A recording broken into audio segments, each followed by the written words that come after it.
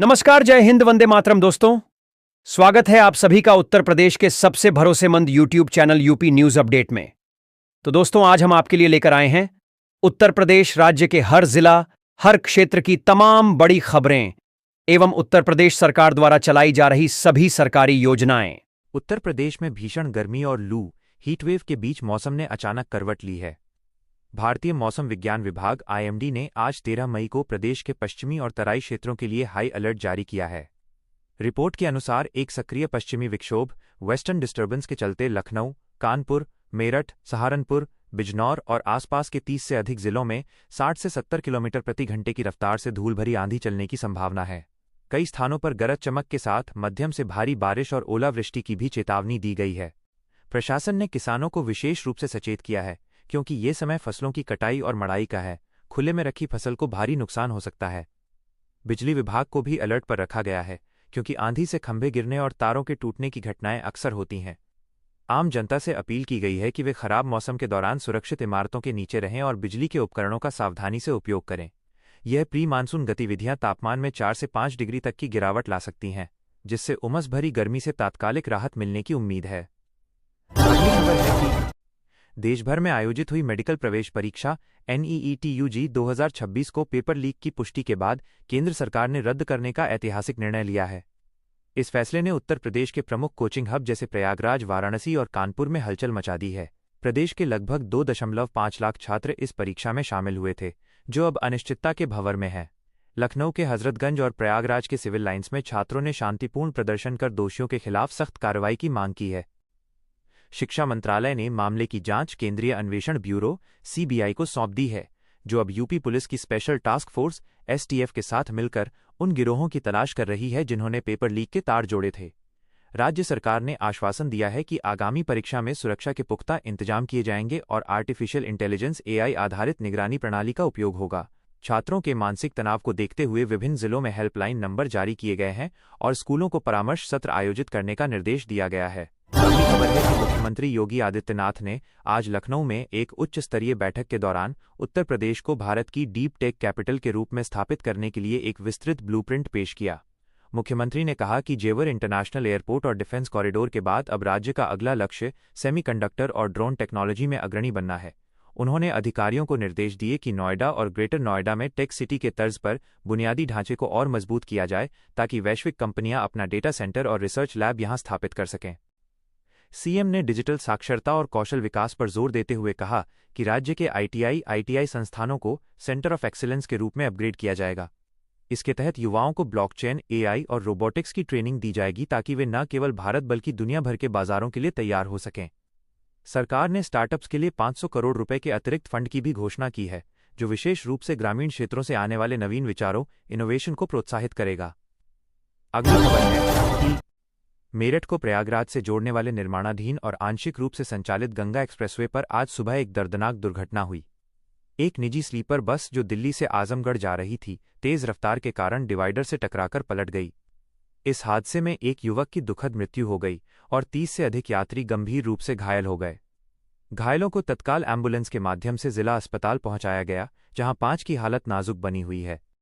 हादसे के बाद एक्सप्रेसवे पर वाहनों की सुरक्षा और रफ्तार पर नियंत्रण को लेकर सवाल उठने लगे हैं। स्थानीय पुलिस के अनुसार शुरुआती जांच में ड्राइवर को झपकी आना और बस की फिटनेस में कमी होना मुख्य कारण लग रहा है। परिवहन विभाग ने बस ऑपरेटर के खिलाफ मुकदमा दर्ज कर लिया है। मुख्यमंत्री ने घटना पर गहरा शोक व्यक्त किया है और जिला प्रशासन को घायलों के मुफ्त और सर्वोत्तम इलाज के निर्देश दिए हैं।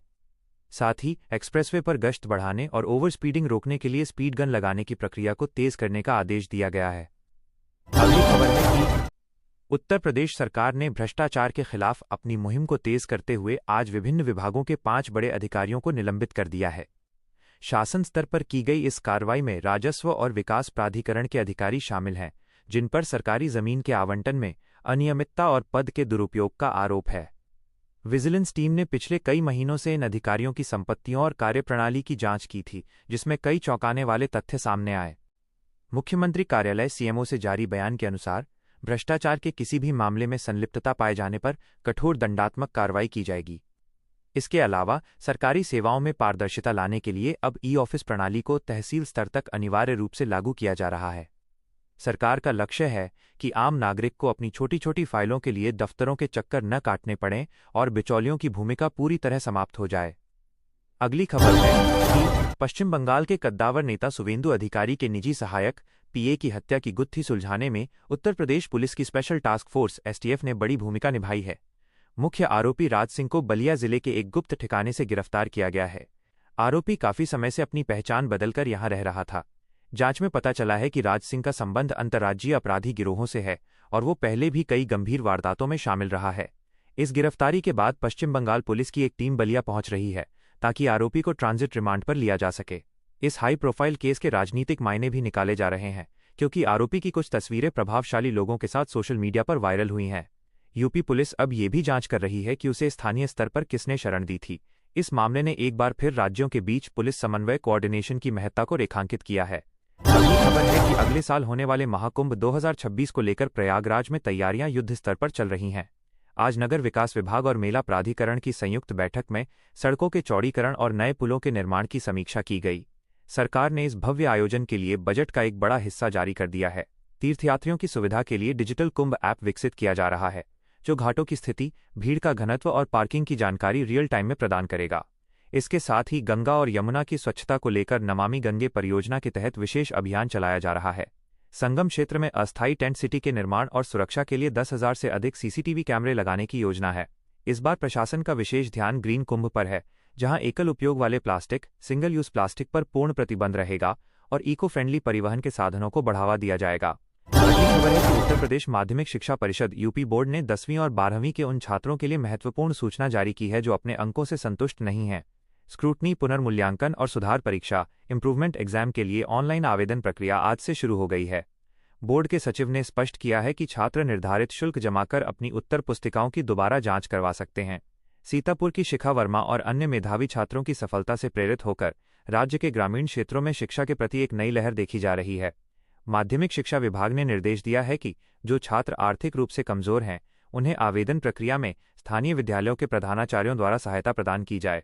इसके अलावा करियर काउंसलिंग सेल भी सक्रिय कर दिए गए हैं ताकि छात्र भविष्य के पाठ्यक्रमों का चयन अपनी रुचि और क्षमता के अनुसार कर सकें। अगली खबर है कि अयोध्या और काशी के बाद अब उत्तर प्रदेश सरकार ने मथुरा, वृंदावन और नैमिषारण्य जैसे अन्य धार्मिक स्थलों के कायाकल्प की योजना को गति दी है। मुख्यमंत्री ने कहा कि ये स्थल केवल आस्था के केंद्र नहीं है, बल्कि ये प्रदेश की अर्थव्यवस्था और पर्यटन के बड़े स्तंभ भी हैं। ब्रज तीर्थ विकास परिषद के माध्यम से मथुरा में कृष्ण जन्मभूमि के आसपास की सुविधाओं को अंतर्राष्ट्रीय स्तर का बनाया जा रहा है। धार्मिक पर्यटन बढ़ने से स्थानीय स्तर पर रोजगार के हजारों नए अवसर पैदा हुए हैं। वाराणसी में क्रूज सेवा की सफलता के बाद अब अन्य नदियों में भी जल पर्यटन शुरू करने की संभावनाएं तलाशी जा रही हैं। सरकार का मानना है कि अपनी विरासत पर गर्व करना ही विकास की असली नींव है और इसी सोच के साथ प्रदेश के ऐतिहासिक किलों और हवेलियों को हेरिटेज होटल्स के रूप में विकसित करने की नीति पर काम किया जा रहा है।